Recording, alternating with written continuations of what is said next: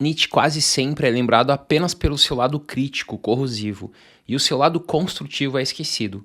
O seu lado crítico é composto da crítica à civilização ocidental, da morte de Deus e a noção do além-homem, e a moral dos nobres e dos ressentidos. Já o seu lado construtivo é composto da vida como vontade de potência, da noção do eterno retorno do mesmo, dessa doutrina importantíssima, e também da transvaloração dos valores e a noção de amor fati. Bom, neste vídeo quero abordar apenas o lado crítico e corrosivo da filosofia do Nietzsche, deixando a sua filosofia construtiva para outro momento. Eu quero começar falando sobre a sua crítica à civilização ocidental.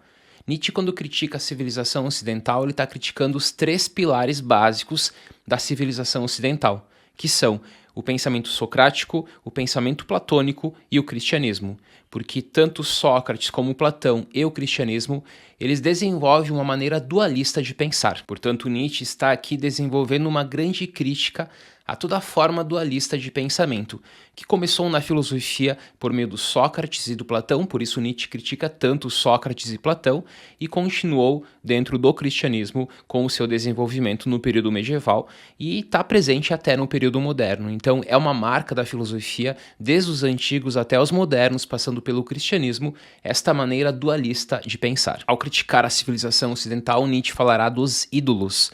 Os ídolos são as causas que geraram ilusões sobre o mundo. E é tudo aquilo que se chamou de verdade até agora. Então, o ídolo é aquilo que nós classificamos como verdade, como algo que é indubitável. Podemos citar como exemplos de ídolos o ídolo da moralidade, que é a ilusão de que existe um imperativo moral. Não existem fatos morais, apenas uma interpretação moral dos acontecimentos. O ídolo da verdade, que é a ilusão de que existe uma verdade eterna, e aqui nós temos o perspectivismo de Nietzsche, que diz: o mundo que nos aparece é um resultado de interpretações, e o ídolo do ser, que é a ilusão de que algo existe em si mesmo, que existe uma entidade independente como Deus, por exemplo. Todas essas coisas para Nietzsche são irreais, são ilusões, são falsidades. E ao acreditar que esses ídolos são verdades, bom, aí nós estamos caindo em ilusões. Na obra Crepúsculo dos Ídolos do Nietzsche, ele filosofa com o martelo.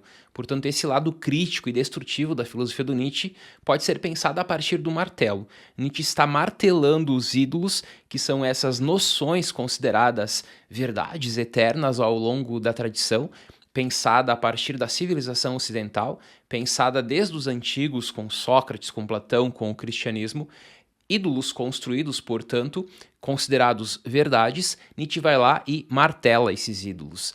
E o martelo aqui significa o quê? Primeiro, auscultar, segundo, medir, terceiro, destruir e quarto, transvalorar. Portanto, o martelo significa bater para auscultar primeiro, que é escutar o oco dos ídolos, diagnosticando seu estado de saúde.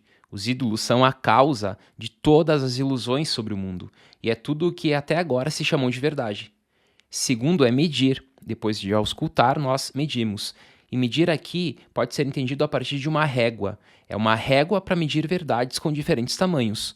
Logo, se existirem diferentes tamanhos, não são verdades. Depois nós temos a destruição, o destruir.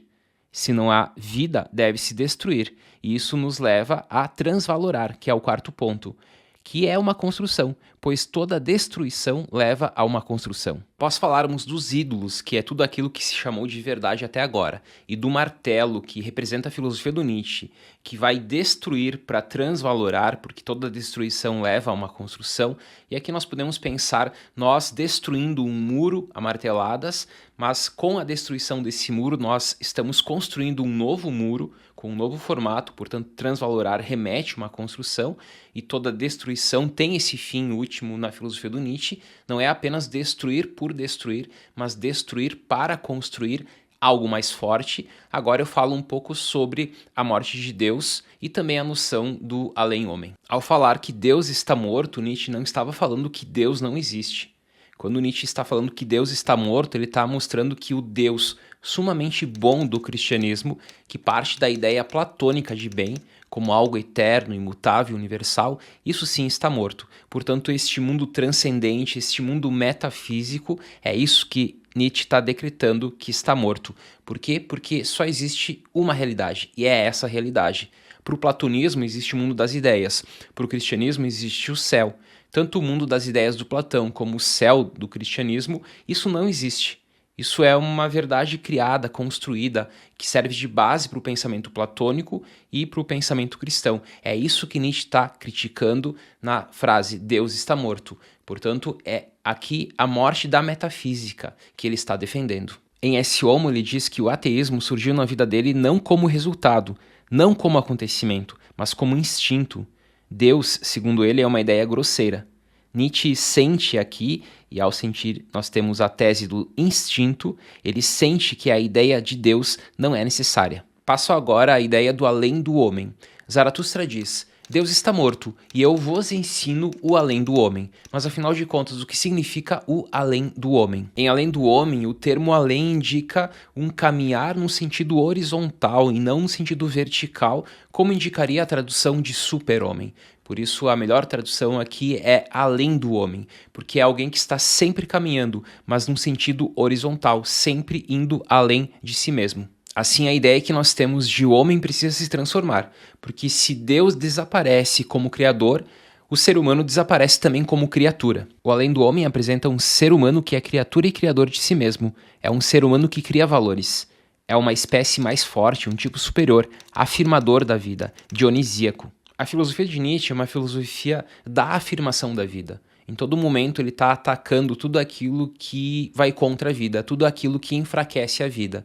Por isso ele critica muito religiões, por isso ele critica muito alguns filósofos que são dualistas, que defendem uma metafísica, que segundo ele, todos eles são negadores da vida, todos eles acabam tornando o homem doente de si mesmo. Por isso a filosofia do Nietzsche é uma grande defesa da vida e da afirmação da vida. E como terceiro ponto, falo também um pouco da moral dos nobres e dos ressentidos.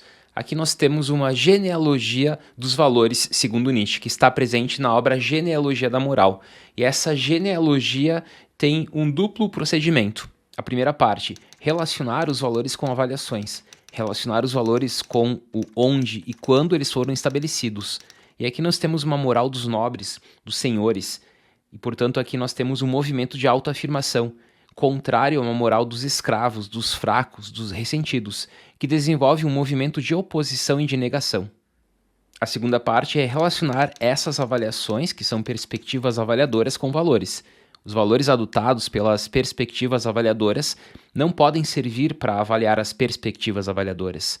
Temos que encontrar um critério de avaliação que não possa ser avaliado por ele mesmo. O valor da vida não pode ser avaliado, ou seja, a vida é o único critério de avaliação que não pode ser avaliado. A pergunta genealógica por excelência é: isso contribui para a expansão da vida ou para a sua degeneração? Portanto, num primeiro momento, nós temos aí a moral dos senhores, que são aqueles que afirmam a vida, e aí o movimento é de autoafirmação, eu afirmo a vida, me autoafirmando, e como oposição a isso nós temos uma moral dos fracos, uma moral dos ressentidos, que são aqueles que apenas tornam os outros inimigos. Por exemplo, numa luta, eu tenho de um lado um bom lutador.